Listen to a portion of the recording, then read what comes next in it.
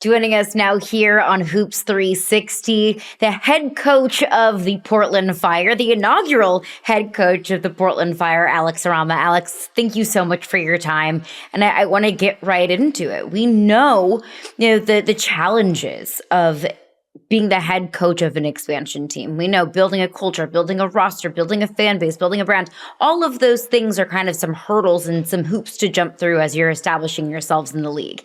But what are some of the advantages that you have found from being, a pioneer for the Portland Fire? Yeah, absolutely. Well, firstly, it's a pleasure to be on the show. So thanks for having me on. But I kind of going into this, I view it as a bit of an advantage because to that point, it's we get to build the culture and we get to build the identity from day one with this. And that's really what we've tried to do in terms of the culture of what it feels like to be here, whether you're a staff member, a player, what it looks like to practice and the identity we have around our practice and what we do in the practice environment, and then also how we play on offense and defense and trying to leave a really firm imprint so that it's a recognizable style of play and anyone who watches a game or turns on the TV can see that there's a vision for what we're trying to achieve offensively and defensively. And I think being part of an expansion team, it allows us to just start from the ground up and build it how we want it from day one. And that's really one of the goals here. We want this to be a positive experience. So at the end of the year, success for us is if every single player says, I want to be in Portland next year. This was a great environment for me. And I enjoyed showing up to work every single day. It seems like every day I've seen your practices, there's like a new thing coming out that's just very intriguing. You don't use whistles. You had players practicing in socks this week. Can you tell us a little bit about how that comes about? Are these planned out things? Are you pulling them out of kind of a treasure trove of things you have ready to go? Yeah, great question. So kind of everything we're doing is really based on research and evidence as to how athletes learn. And that was kind of one of the ways we thought we could get ahead as an expansion team is we've got to find ways that we can unlock unique competitive advantages. And we really believe that one of the ways we can do that is practicing using research-based methods. So a lot of this comes from research in a field known as motor learning. So, Google it, a ton of things will come up. And basically what motor learning is it's a framework to inform us as to how athletes can develop skills more effectively and how we can accelerate the learning development to optimize performance. So a lot of our ideas kind of are shaped by this research, and that kind of manifests itself in this idea of a constraint-set approach, which is basically the overriding framework we use in our practice design. So essentially the idea is we never really want to do a drill where it's unopposed with play, where that means like no opponent, and the players really not having to think or react to some type of opponent which might shape their movement. So, it doesn't mean that it's just randomness for the sake of randomness, because we will do some things which are scripted, but in almost everything we do other than our shooting, there is an opponent involved. So the players have done an awesome job buying in. I think it's been great for us in 3 weeks already, just seeing the improvement on both sides of the ball, offensively and defensively. That's fascinating and such a cool and different approach to the way that you hold your practices. I think, too, we are seeing this trend in the WNBA of finding coaches with NBA experience. Becky Hammon is probably, the poster child for that with her experience in San Antonio and obviously having so much success in Vegas. How do you feel like your experience in the NBA, your time with the Cleveland Cavaliers, makes you well-positioned to be a head coach in the W? Yeah, absolutely. I think the Cavs was a unique experience, especially getting to work with head coach Kenny Atkinson. And Kenny was all in with these ideas. And we were the first NBA team to do this in terms of going all in with the same ideas in our practice environment.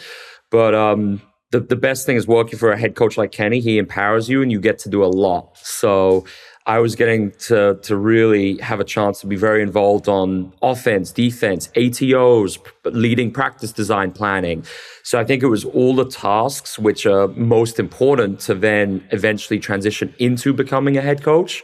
And I'm kind of against the whole like siloed idea where it's just doing one thing. So, even something like a player development role in my first year, I was leading the player development program at the Cavs. But even then, Kenny let me do a lot more and kind of brought that approach here to the Fire in terms of I don't want our staff just to be siloed into doing very specific roles, but we want like master generalists. And that's even why you'll see our like psychologist, our strength coach out on the floor acting as assistant coaches sometimes. So we're really trying to bring this integrated model to the W and have success with some new ideas.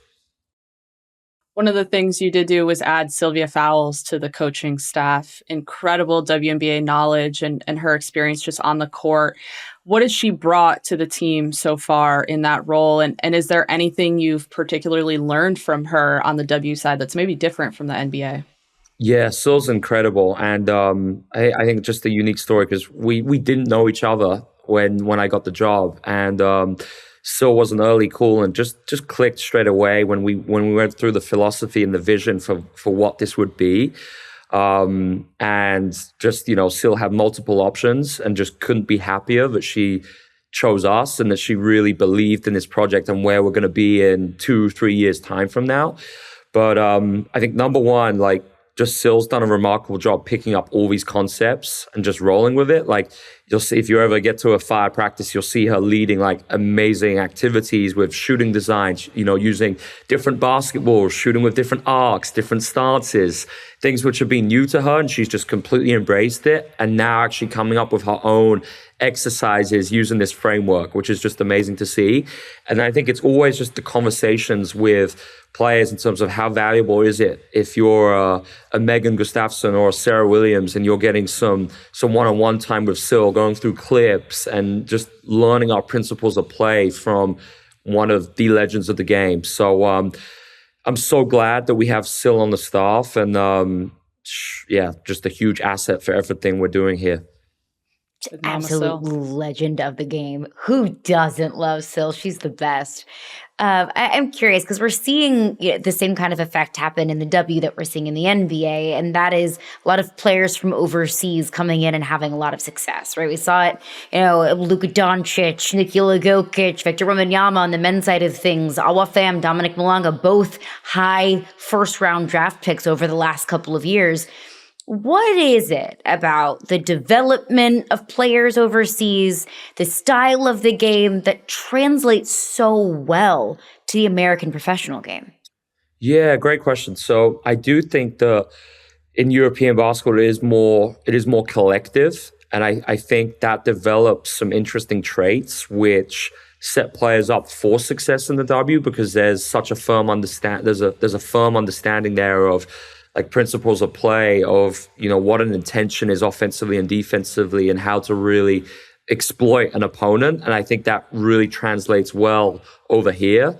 And then I think, it's interesting with us because I think one of our unique advantages is we have a great ability, I think, to recruit internationally. Obviously, our front office, very European, but they've done an awesome job just finding some players already who I think are going to do a great job in this league. And I think a lot of times, like so many players who have played in Europe and maybe just haven't had the chance yet in the W to showcase themselves.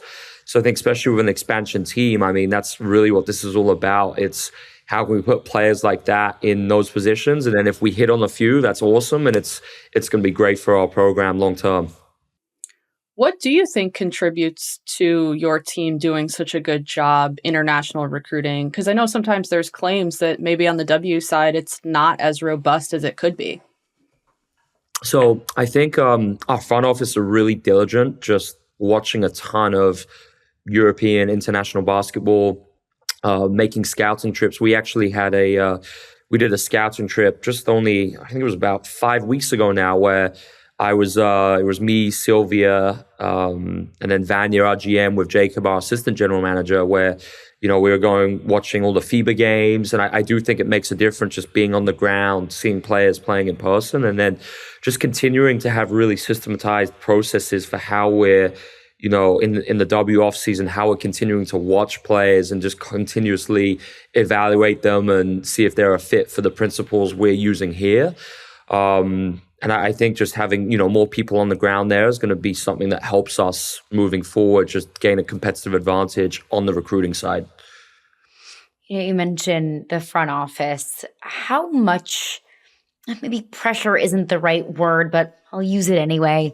How much pressure maybe do you and the front office feel as an expansion team coming in the year after the Golden State Valkyries had as much basketball and business success as they had in their inaugural season?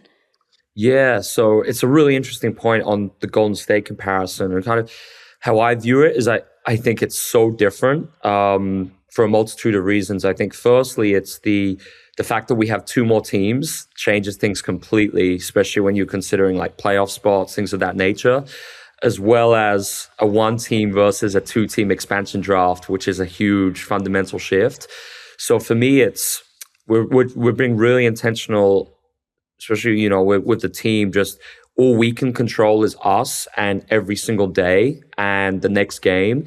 And for me, I feel more pressure to establish a great identity and the cultural piece, which is going to set us up here for long-term success. We're second youngest team in the league after Washington, and a bunch of those young players. You look at players like Carla, Nadia, they're going to be a huge part of what we're doing this season, playing heavy minutes. So it's more, it's essential that we set the program and get the foundation right and establish the traits and behaviors which are going to set us up for success 2-3 years from now.